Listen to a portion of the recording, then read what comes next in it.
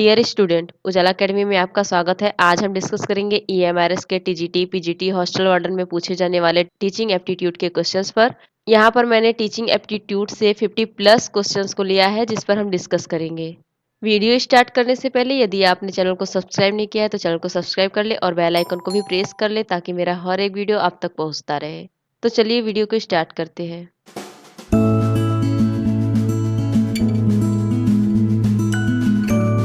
Teaching aptitude के question केवल EMRS exam में ही नहीं आते, बल्कि आप अगर किसी भी टीचिंग एग्जाम की तैयारी कर रहे हैं तो वहाँ से टीचिंग एप्टीट्यूड के क्वेश्चन आने ही आने हैं। तो ये वीडियो बहुत ही इंपॉर्टेंट होने वाला है, तो एंड तक जरूर देखिएगा। तो चलिए देख लेते हैं पहला प्रश्न। पहला प्रश्न है, अध्यापक के लिए सबसे मूल्यवान क्या है? ये चारों ऑप्शन में से हमें बताना है कि एक अध्यापक के लिए सबसे मूल्यवान चीज क्या है। उसकी नौकरी, उसकी गरिमा या मर्यादा, छात्रों का विश्वास, उसकी शिक्षण के प्रति आस्था। यदि आप एक अध्यापक हैं तो आपके लिए सबसे मूल्यवान होना चाहिए छात्रों का विश्वास। इसका सही आंसर है ऑप्शन नंबर सी, छात्रों का विश्वास। आगे क्वेश्चन नंबर 2, अच्छा अध्यापक वह है जो मेधावी व परिश्रमी हो, अपने विद्यार्थियों में सच्ची लगन रखता हो, सादा जीवन व्यतीत करता हो, अपने विषय में प्रवीण हो। क्वेश्चन नंबर दूसरे का सही आंसर हो जाएगा ऑप्शन नंबर बी, अपने विद्यार्थियों में सच्ची लगन रखता हो। एक अच्छा अध्यापक आप तभी माने जाएंगे जब अपने विद्यार्थियों में आप सच्ची लगन रखेंगे। आगे क्वेश्चन नंबर 3, शिक्षा के प्रचार एवं प्रसार से क्या होगा? लोकतंत्र मजबूत होगा, अंधविश्वास में कमी आती है, आर्थिक विकास की दर बढ़ती है, ये सभी। यदि शिक्षा का प्रचार एवं प्रसार होगा तो उससे हमारे देश में क्या होगा, हमारे समाज में क्या फर्क पड़ेगा? तो लोकतंत्र मजबूत होगा पहली चीज, और दूसरा होगा अंधविश्वास में कमी आ जाएगी, और आर्थिक विकास की दर बढ़ती है। इसका मतलब ये है कि इसका सही आंसर है ऑप्शन नंबर डी, ये सभी होंगे अगर शिक्षा का प्रचार प्रसार होगा तब। आगे क्वेश्चन नंबर 4, आप स्कूल के बाहर अपने किसी छात्र से किस प्रकार से व्यवहार करेंगे? आप स्कूल के बाहर अपने किसी भी छात्र से किस प्रकार का व्यवहार करेंगे, ऐसा क्वेश्चन आए अगर एग्जाम में तो उसका सही आंसर होगा बहुत गंभीर होकर। मतलब अगर आप अपने स्कूल के बच्चों से बाहर मिलते हैं तो गंभीरता पूर्वक मिलेंगे, ये नहीं कि अजनबी की तरह नज़रअंदाज कर देंगे और उससे बात करना पसंद नहीं करेंगे। ये सब आपको नहीं करना है, या फिर मित्रों की तरह व्यवहार करने लग जाएंगे, ऐसा भी नहीं करना है आपको। आपको क्या करना है, बहुत गंभीर पूर्वक गंभीरता से बात करनी है, गंभीर होकर व्यवहार करना है। आगे क्वेश्चन नंबर 5, शिक्षण क्या है? यह एक कौशल है, एक कला है, एक क्रिया मात्र है, एक तपस्या। यदि बात करें शिक्षण की तो वह एक कौशल है, यह एक स्किल है। इसका सही आंसर है ऑप्शन नंबर ए, एक कौशल। आगे क्वेश्चन नंबर 6, शिक्षा तभी सार्थक होगी जब पाठ्यक्रम केंद्रित हो, छात्र केंद्रित हो, रोजगार केंद्रित हो, समाज केंद्रित हो। शिक्षा कब सार्थक होगी? जब आपके छात्र केंद्रित होंगे, छात्र केंद्रित होगी शिक्षा, तभी शिक्षा का कोई अर्थ निकलेगा, शिक्षा सार्थक होगी। क्वेश्चन नंबर 6 का सही ऑप्शन है ऑप्शन नंबर बी, छात्र केंद्रित हो। आगे क्वेश्चन नंबर 7, शिक्षण की समस्याओं को हल करने का दायित्व किसका है? शिक्षण की समस्याओं को हल करने का दायित्व की बात करें तो किसका होगा? प्रधानाचार्य का, शिक्षकों का, सरकार का, शिक्षाविदों का। शिक्षण में जो समस्याएं आएंगी उसका हल करने का पूरा दायित्व होता है शिक्षकों का। इसका सही ऑप्शन है ऑप्शन नंबर बी, शिक्षकों का। आगे क्वेश्चन नंबर 8, शिक्षक की योग्यता एवं आचरण का सबसे अच्छा मूल्यांकन करते हैं उनके प्रधानाचार्य, उनके शिष्य, समाज के सम्भ्रांत लोग, विशेषज्ञ। अगर बात करें शिक्षक की योग्यता और आचरण का सबसे अच्छा मूल्यांकन कौन करता है तो उसका सही ऑप्शन है उनके शिष्य, ऑप्शन नंबर बी यहाँ पर सही आंसर है। आगे क्वेश्चन नंबर 9, आपके विचार में शिक्षा का उद्देश्य होना चाहिए। आपके विचार में शिक्षा का क्या उद्देश्य होना चाहिए? शिक्षा ग्रहण करने के बाद नौकरी, छात्रों की मानसिक योग्यता का विकास, छात्रों को साक्षर बनाना, बालकों का सर्वांगीण विकास। यहाँ पर सबसे सही आंसर है ऑप्शन नंबर डी, बालकों का सर्वांगीण विकास।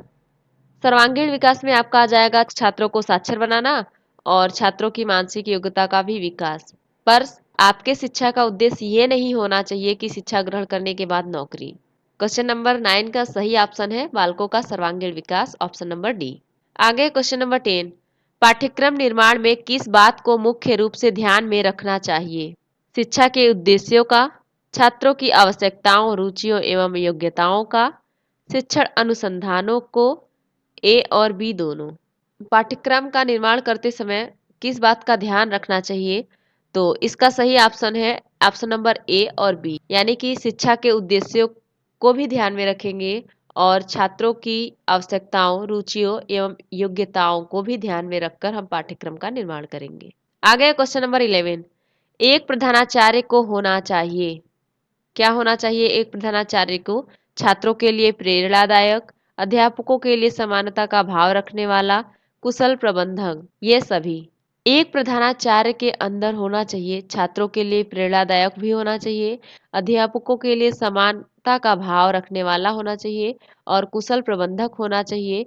इसका मतलब ये है कि ये तीनों ऑप्शन सही है। इसका सही आंसर है ये सभी, ऑप्शन नंबर डी इसका सही आंसर हो जाएगा। आगे है क्वेश्चन नंबर 12, आपके अनुसार शिक्षण की योजना पद्धति होनी चाहिए। शिक्षण की योजना पद्धति क्या होनी चाहिए? शिक्षक केंद्रित होनी चाहिए, प्रोजेक्ट केंद्रित, पाठ्यपुस्तक केंद्रित, बाल केंद्रित। शिक्षण की योजना पद्धति शिक्षक केंद्रित होगी तो शिक्षक ही केवल ज्ञान प्राप्त करेगा, इसमें हमें बालकों को एक्टिव करना है, तो शिक्षा बाल केंद्रित होनी चाहिए। इसका मतलब है इसका सही आंसर है ऑप्शन नंबर डी, बालक केंद्रित। शिक्षण की योजना पद्धति बालक केंद्रित होनी चाहिए। आगे क्वेश्चन नंबर 13, एक अध्यापक का श्रेष्ठतम गुण है। क्या है वह? अध्यापक के प्रति पूर्ण समर्पण, अध्यापक के प्रति उच्च चरित्र, अध्यापक के प्रति उच्च विचार, अध्यापक के प्रति धर्मनिरपेक्षता। अध्यापक का श्रेष्ठतम गुण क्या होना चाहिए? तो इसका सही आंसर है ऑप्शन नंबर ए, अध्यापक के प्रति पूर्ण समर्पण। आगे क्वेश्चन नंबर 14, अध्यापक मुख्य रूप से किसके प्रति जवाबदेह होता है? समाज तथा छात्रों के प्रति, प्रधानाचार्य के प्रति, अभिभावकों के प्रति, सरकार के प्रति। इसका सही आंसर है ऑप्शन नंबर ए, समाज तथा छात्रों के प्रति। आगे है क्वेश्चन नंबर 15, ग्रामीण अंचलों में बच्चों के स्कूल से भागने तथा पढ़ाई छोड़ने का कारण है। जो ग्रामीण क्षेत्र के बच्चे हैं वो स्कूल से उनके भागने और पढ़ाई छोड़ने का क्या कारण है? स्कूल का नीरस वातावरण, छात्रों की बाल श्रमिक बनने को लालसा, छात्रों का अध्यापक से डरना, या ये सभी। जो ग्रामीण क्षेत्रों में बच्चे स्कूल से भाग जाते हैं या पढ़ाई छोड़ देते हैं तो उसका पूरा कारण है, उसका कारण यह है कि स्कूल का नीरस वातावरण। इसका सही आंसर है ऑप्शन नंबर ए। आगे क्वेश्चन नंबर 16, अध्यापक की कार्यक्षमता को बढ़ाया जा सकता है। परीक्षा फल के अनुसार पदोन्नति देकर, कड़े स्कूल प्रशासन द्वारा, अध्यापक के कार्यों की सराहना करके, अच्छा वेतन देकर। एक अध्यापक की कार्यक्षमता को किस प्रकार बढ़ाया जा सकता है?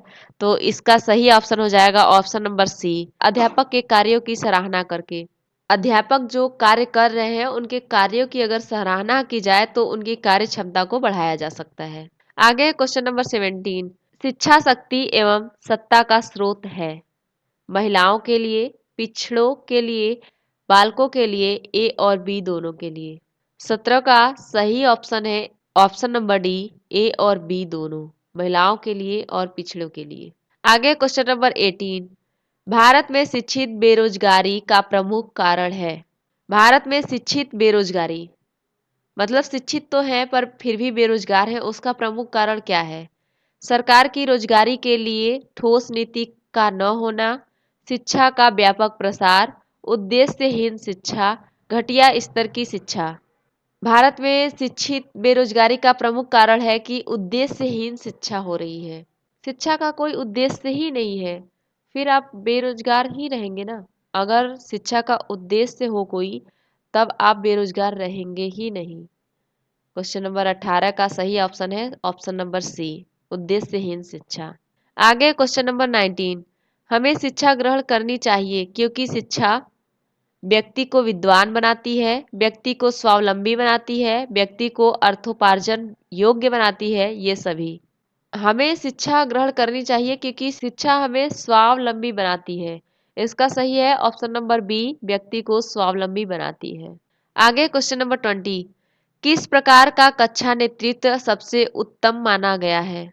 प्रभुत्ववादी, सभी का मिला-जुला रूप, लोकतांत्रिक, प्रयोजनवादी। इसका सही आंसर है ऑप्शन नंबर सी, लोकतांत्रिक। लोकतांत्रिक प्रकार का कक्षा नेतृत्व सबसे उत्तम माना गया है। आगे क्वेश्चन नंबर 21, अभिभावक मुलाकात दिवस की सबसे अधिक आवश्यकता पड़ती है? प्राइमरी कक्षाओं में, माध्यमिक कक्षाओं में, सेकेंडरी कक्षाओं में, कॉलेजों में। अगर अभिभावक जो पेरेंट्स मीटिंग होती है उस दिवस की सबसे अधिक आवश्यकता की बात करें तो किस कक्षा में पड़ती है? तो इसका सही ऑप्शन है ऑप्शन नंबर ए, प्राइमरी कक्षाओं में। आगे क्वेश्चन नंबर 22, ग्रामीण क्षेत्रों के उत्थान का लक्ष्य होना चाहिए? प्राइमरी एवं प्रौढ़ शिक्षा का प्रसार, नगरीय सुख सुविधाओं का विस्तार, उच्च शिक्षा का प्रसार, ये सभी। ग्रामीण क्षेत्रों के उत्थान का लक्ष्य होना चाहिए कि प्राइमरी एवं प्रौढ़ शिक्षा का प्रसार हो, तभी ग्रामीण क्षेत्रों का उत्थान हो सकेगा। इसका सही ऑप्शन है ऑप्शन नंबर ए, प्राइमरी एवं प्रौढ़ शिक्षा का प्रसार। आगे क्वेश्चन नंबर 23, प्रधानाचार्य अपने अध्यापकों से आशा करता है? एक प्रधानाचार्य अपने अध्यापकों से क्या उम्मीद करते हैं, क्या आशा करते हैं?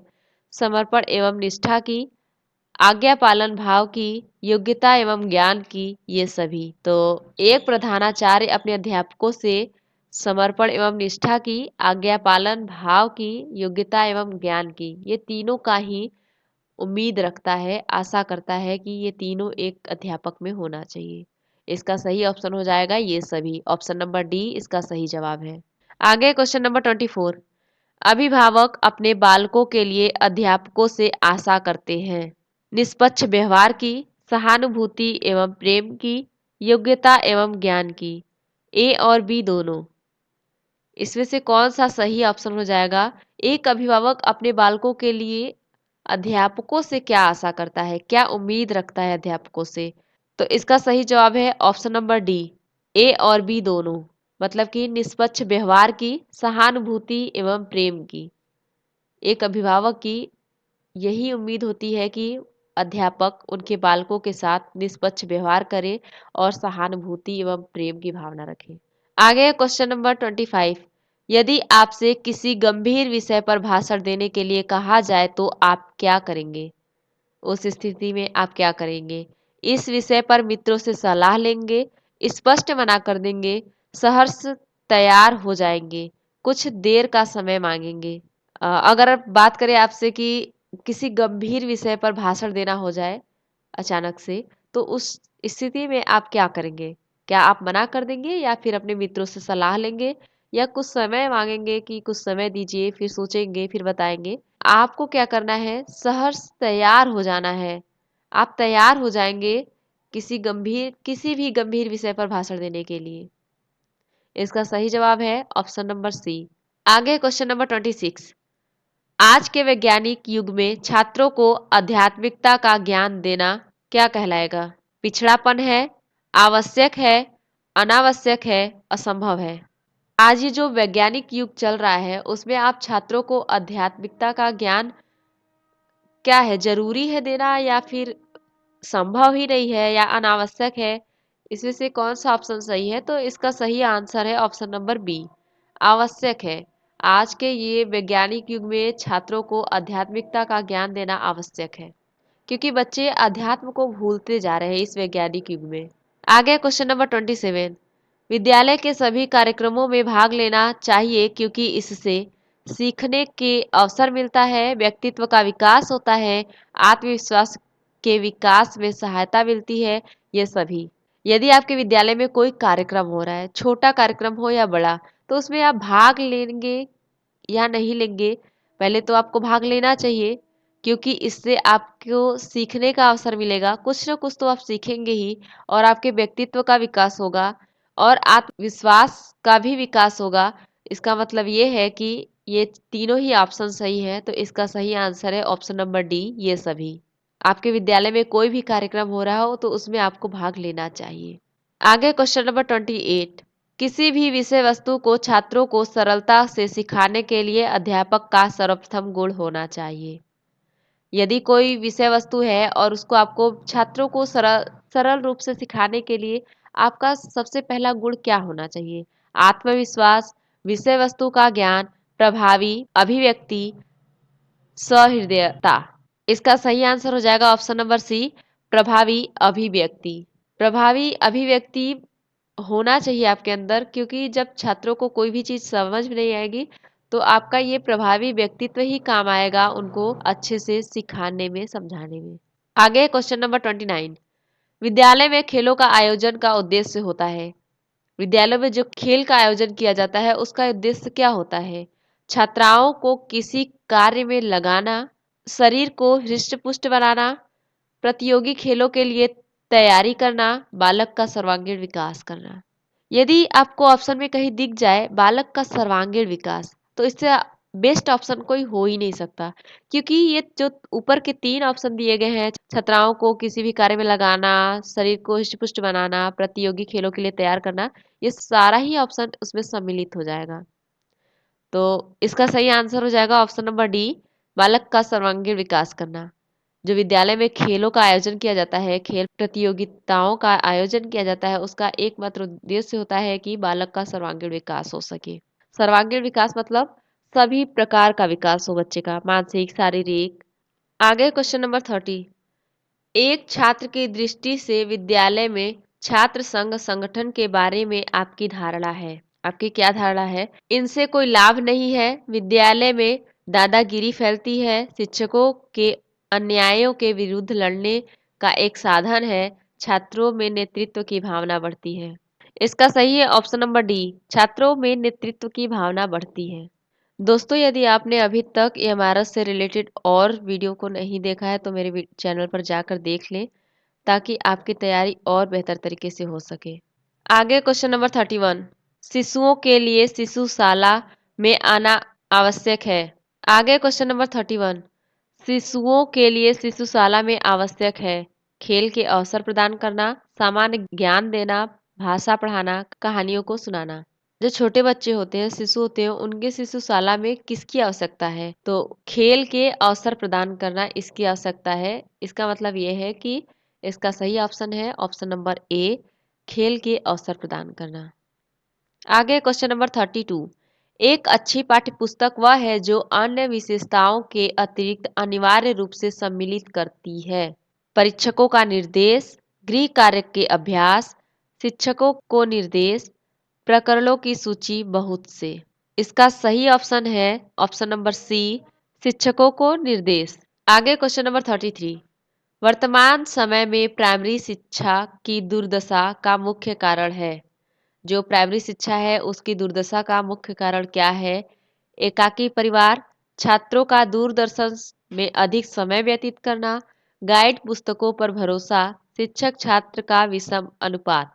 वर्तमान समय में जो प्राइमरी शिक्षा की दुर्दशा का मुख्य कारण है वह है शिक्षक छात्र का विषम अनुपात। इसका सही ऑप्शन है ऑप्शन नंबर डी। आगे है क्वेश्चन नंबर 34, सभी बच्चों की एक ही समस्या है तो आप उनकी समस्या का समाधान करते हैं। एक एक करके सामूहिक ढंग से, पहले छोटे बच्चों का, पहले बड़े बच्चों का। यदि आपके स्कूल में सभी बच्चों की समस्या एक ही है तो उस स्थिति में आप उनकी समस्या का समाधान किस प्रकार करेंगे? एक-एक करके या फिर सामूहिक ढंग से करेंगे या फिर पहले छोटे बच्चों का कर देंगे या फिर बड़े बच्चों का? तो इसका सही ऑप्शन है ऑप्शन नंबर बी, सामूहिक ढंग से। यदि आपके स्कूल में सभी बच्चों की समस्या एक है तो सामूहिक ढंग से उस समस्या का समाधान कर देंगे। क्या आवश्यकता है एक-एक बच्चों का करेंगे या फिर पहले छोटे का करेंगे या फिर बड़े का करेंगे? आप सामूहिक ढंग से उस समस्या का समाधान निकालेंगे। आगे क्वेश्चन नंबर 35, जो आपकी सही आलोचना करता है तो उसके साथ आपका व्यवहार अपेक्षित होगा। एक मित्र के रूप में, एक मूर्ख के रूप में, एक आलोचना के रूप में, इनमें से कोई नहीं। आपकी जो सही आलोचना करता है तो उसके साथ आपका व्यवहार कैसा होगा? तो आपका व्यवहार होना चाहिए एक मित्र के रूप में। इसका सही ऑप्शन है ऑप्शन नंबर ए, एक मित्र के रूप में। आगे क्वेश्चन नंबर 36, एक प्रभावी अध्यापक के लिए आवश्यक नहीं मानते हैं। केवल दंड देने वाला हो, वह विषय को रोचक बनाता हो, सृजनशील हो, वह उत्तम वक्त हो। एक प्रभावी अध्यापक के लिए, यदि आप एक प्रभावी अध्यापक हैं तो उसके लिए क्या आवश्यक नहीं माना जाता है? तो इसका सही ऑप्शन है ऑप्शन नंबर ए, केवल दंड देने वाला हो। आगे क्वेश्चन नंबर 37, प्रभावी संप्रेषण संभव हो सकता है। श्रोता के स्तर को जानकर, आपके उचित शब्द प्रयोग से, आपके विस्तृत ज्ञान से, जोर से बोलकर। प्रभावी तरीके से संप्रेषण संभव कब होगा? जब आप श्रोता के स्तर को जानकर, आप श्रोता के स्तर को जानेंगे तभी प्रभावी संप्रेषण संभव हो पाएगा। श्रोता में सुनने वाले। आगे क्वेश्चन नंबर 38, नैतिक शिक्षा का उत्तरदायित्व होना चाहिए। स्कूल के ऊपर, समाज के ऊपर, अभिभावक के ऊपर, धर्म गुरु के ऊपर। जो नैतिक शिक्षा का उत्तरदायित्व है वह किसके ऊपर होना चाहिए?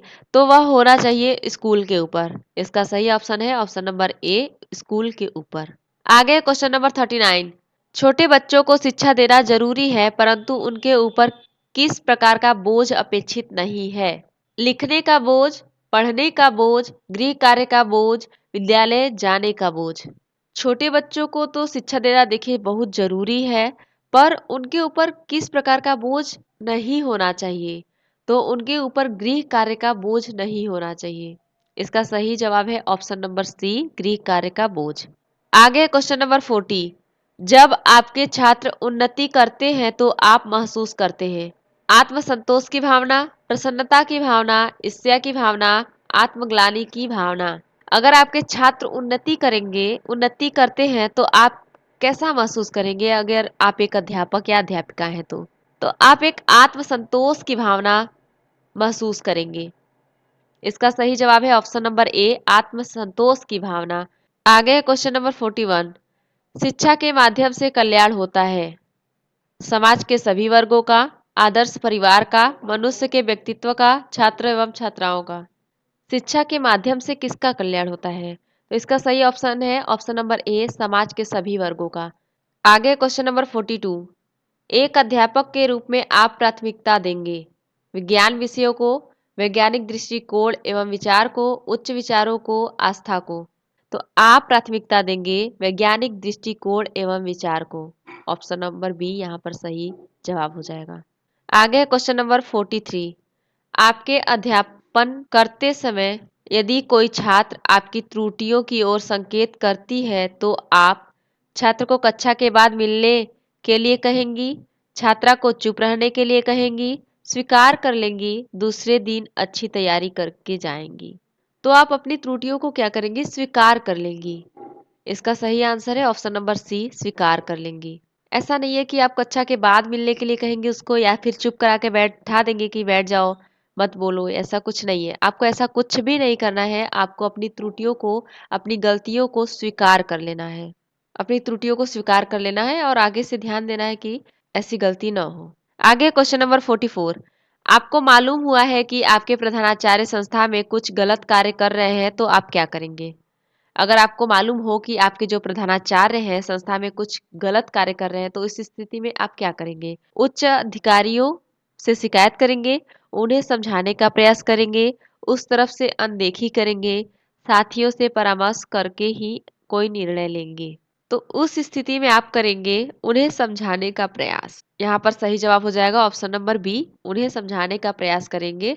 यदि आपको किसी भी प्रकार से मालूम होता है कि आपके प्रधानाचार्य संस्था में कुछ गलत कार्य कर रहे हैं, ऐसा नहीं है कि आप अनदेखा कर देंगे या फिर तुरंत शिकायत कर देंगे। ऐसा कुछ नहीं करना है, पहले आपको उन्हें समझाने का प्रयास करना है। आगे क्वेश्चन नंबर 45, प्रौढ़ शिक्षा किन व्यक्तियों के अधिकार में होनी चाहिए? सरकार के हाथ में, शिक्षित व्यक्तियों के हाथ में, गैर सरकारी समितियों के हाथ में, उपरोक्त सभी के हाथ में। इसका सही आंसर है ऑप्शन नंबर सी, गैर सरकारी समितियों के हाथ में। प्रौढ़ शिक्षा गैर सरकारी समितियों के हाथ में होना चाहिए। आगे क्वेश्चन नंबर 46, यदि कोई अभिभावक आपसे मिलने कभी नहीं आता है तो आप क्या करेंगे?